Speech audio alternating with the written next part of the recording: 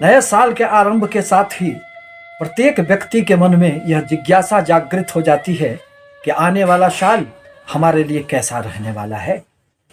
धन की समस्याएं, पारिवारिक स्थिति, बच्चों की समस्याएं इत्यादि क्षेत्रों में आने वाला वर्ष क्या लेकर आएगा, इन बातों की ओर प्रत्येक व्यक्ति का ध्यान आकृष्ट हो जाता है। अतः इसी संबंध में आज मैं कर्क राशि के लिए आने वाले 2023 के कुछ भविष्य फल को लेकर उपस्थित हुए हैं। नमस्कार, मैं प्रोफेसर सतीश चंद्र झा अपने चैनल में आपका पुनः स्वागत करते हैं। परिवर्तन तो जीवन में निश्चित रूप से होते ही रहते हैं और ये परिवर्तन कभी तो हमें अनेक प्रकार की सफलताएं दे जाते हैं और कभी हम संघर्ष में घिरते चले जाते हैं। इसके लिए 9 ग्रहों का गोचरीय प्रभाव ही उत्तरदायी माना जा सकता है। यूँ तो पूरे वर्ष भर की भविष्य फल के लिए 9 ग्रह उत्तरदायी माने जाते हैं, परंतु 3 ग्रह मुख्य रूप से अपना प्रभाव छोड़ते हैं और 2023 में ये 3 बड़े ग्रह देवगुरु बृहस्पति, शनिदेव एवं राहु केतु का राशि परिवर्तन होने जा रहा है, जिसके आधार पर आपके जीवन में निश्चित रूप से कुछ न कुछ परिवर्तन परिलक्षित होंगे। यह पूर्णतः चंद्र राशि पर आधारित है। अब जहां तक कर्क राशि का प्रश्न है तो शनिदेव आपके 7वें भाव में विद्यमान है और यहां बैठकर स्वगृही यह आपके लिए शश नामक राजयोग का निर्माण भी कर रहे हैं, परंतु अब इनका राशि परिवर्तन होगा। साल के प्रारंभ में ही 17 जनवरी 2023 को यह मकर राशि को छोड़कर आपके 7वें स्थान को छोड़कर कुंभ राशि में आपके 8वें भाव में प्रवेश कर जाएंगे। यूं तो कुंभ राशि शनिदेव का मूल त्रिकोण राशि माना जाता है, जिसमें आकर शनिदेव शुभ प्रभाव देने का कार्य करते हैं, परंतु 8वां भाव तो आकस्मिकता का भाव होता है। यह स्वास्थ्य की परेशानियों का भाव होता है, जीवन में रुकावटों का भाव होता है। यह व्यक्ति को कभी कभी धन लाभ तो खूब देते हैं, परंतु अनिश्चितताओं की ओर भी ले जाने का कार्य करते हैं। अतः 2.5 वर्षों तक अब आप शनिदेव के ढैया के प्रभाव में आ जाएंगे, जिससे निश्चित रूप से आपको अपने स्वास्थ्य पर ध्यान रखने की भी आवश्यकता पड़ेगी। अपने मन पर भी आपको नियंत्रण रखना पड़ेगा। आपके कुछ बनते बनते कार्य भी बिगड़ सकते हैं, परंतु शनिदेव के संबंध में जितनी सारी बातें कही जाती है, इसे पूर्णतः सत्य नहीं माना जा सकता है। व्यक्ति अपने कार्यों के द्वारा ही जीवन में हानि उठा बैठता है। मन के कारण ही, अपनी दुविधा के कारण ही, निर्णय न लेने की स्थिति के कारण ही उसका नुकसान हो जाता है और दोष शनिदेव पर आ जाता है। यह तो कर्म के देवता हैं। शनिदेव आपके 8वें भाव में बैठकर आपके मन को इस भौतिक जगत से दूर कभी कभी आध्यात्म की तरफ भी ले जाने का प्रयास करेंगे। पराविज्ञान के तरफ, ज्योतिष, हस्तरेखा, अंकशास्त्र आदि के तरफ आपके मन में एक जिज्ञासा जागृत होगी। आपके बहुत सारे कार्य गुप्त रूप से आप करने का प्रयास करेंगे और उसमें आपको सफलताएं भी मिलेगी। पैतृक संपत्तियों से आपको लाभ प्राप्त होगा। शनिदेव की तीसरी दृष्टि आपके कर्म क्षेत्र पर पड़ेंगे।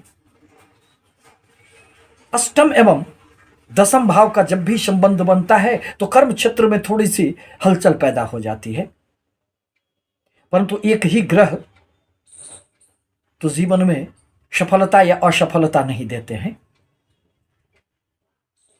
आपके देवगुरु बृहस्पति अभी भाग्य स्थान में स्वगृही संचरण कर रहे हैं।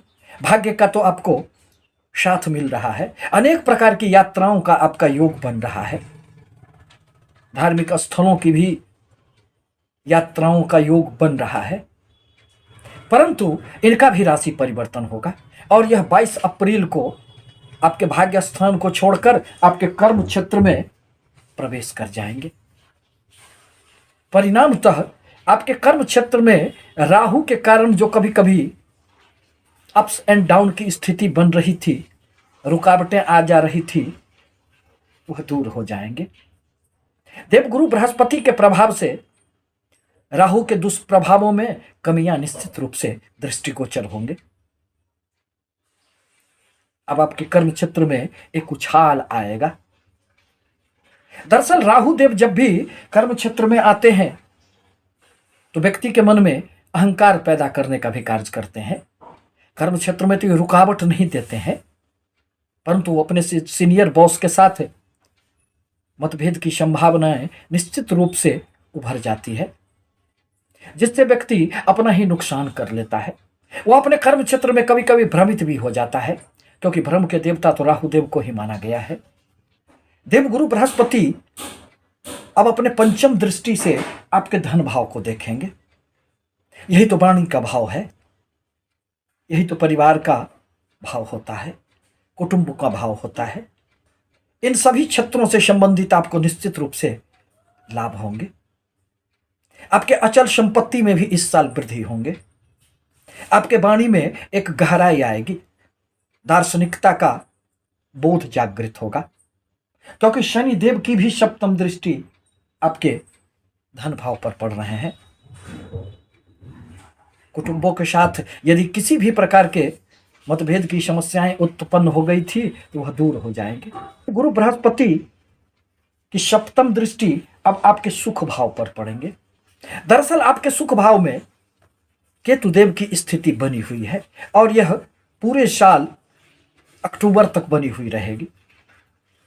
केतु देव जब भी सुख स्थान में आते हैं तो मन को बड़ा विचलित कर देते हैं, मन को अशांत कर देते हैं और व्यक्ति मन के कारण पीड़ित हो जाता है। किसी भी कार्यों में उसे बहुत अधिक संघर्ष करने की क्षमताएं समाप्त हो जाती है, क्योंकि केतु देव जिस भाव में रहते हैं उस भाव से संबंधित व्यक्तियों के मन में असंतोष की भावना पैदा कर देते हैं। माता के स्वास्थ्य में समस्याएं, कुछ कार्य आपके बनते बनते बिगड़ जाना, भूमि भवन वाहन संबंधित आकस्मिक रूप से सारे कार्य हो जाना, ये सब केतु देव के प्रभाव के कारण उत्पन्न हो जाते हैं। परंतु इन सारी समस्याओं का देवगुरु के दृष्टि प्रभाव से अंत हो जाएगा, क्योंकि देवगुरु की दृष्टि में अमृत का वास माना गया है और केतु देव भी अब देवगुरु बृहस्पति के ही प्रभाव में आ जाएंगे और उनके अनुसार ही अपना कार्य करने लगेंगे। अतः यदि भूमि भवन वाहन संबंधित आपके कोई भी रुके हुए कार्य थे तो अब वह पूरे हो जाएंगे। मन में एक संतोष की भावनाएं जागृत होगी। परिवार में सब कुछ शांतिपूर्ण ढंग से चलता रहेगा। परिवार में एक खुशियां बनी हुई रहेगी। देवगुरु बृहस्पति की नौवीं दृष्टि आपके छठे भाव पर पड़ेंगे। वहां बृहस्पति की ही धनु राशि है, अतः छठे भाव तो व्यापारियों के लिए कस्टमर का भाव भी होता है। यह अर्थ त्रिकोण भाव माना जाता है। देवगुरु बृहस्पति की कर्म क्षेत्र पर बैठकर उनकी एक दृष्टि जहां आपके धन भाव पर पड़ रहे हैं, अचल संपत्ति के भाव पर पड़ रहे हैं, वहीं उनकी एक दृष्टि अर्थ त्रिकोण पर पड़ रहे हैं। परिणामतः इस वर्ष धन का खूब लाभ भी होगा।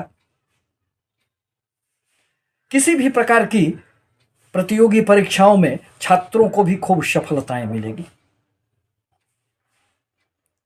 ऋण लेना आपके लिए सहज हो जाएगा, परंतु किसी भी प्रकार के वाद विवाद से दूर रहना आपके लिए अत्यंत हितकर होगा। शनिदेव के राशि परिवर्तन के साथ ही थोड़ी सी दाम्पत्य जीवन में भी कुछ परेशानियां उत्पन्न हो सकती है। स्वास्थ्य संबंधित भी कुछ परेशानियां पति अथवा पत्नी को देखी जा सकती है, उस पर भी आपको ध्यान रखने की आवश्यकता पड़ेगी। सोच विचार कर यदि किसी भी प्रकार का आप निर्णय लेते हैं तो फिर आप किसी भी संघर्ष को पार कर लेंगे, क्योंकि जीवन में सुख और दुख तो हमेशा ही चलते रहते हैं। आपके लिए आवश्यक है कि शनि देव के बीज मंत्रों का जाप करें, गरीबों को मदद किया करें, मजदूरों को सहायता करें। फिर शनि देव आपको बहुत अधिक परेशानियों में नहीं डालेंगे।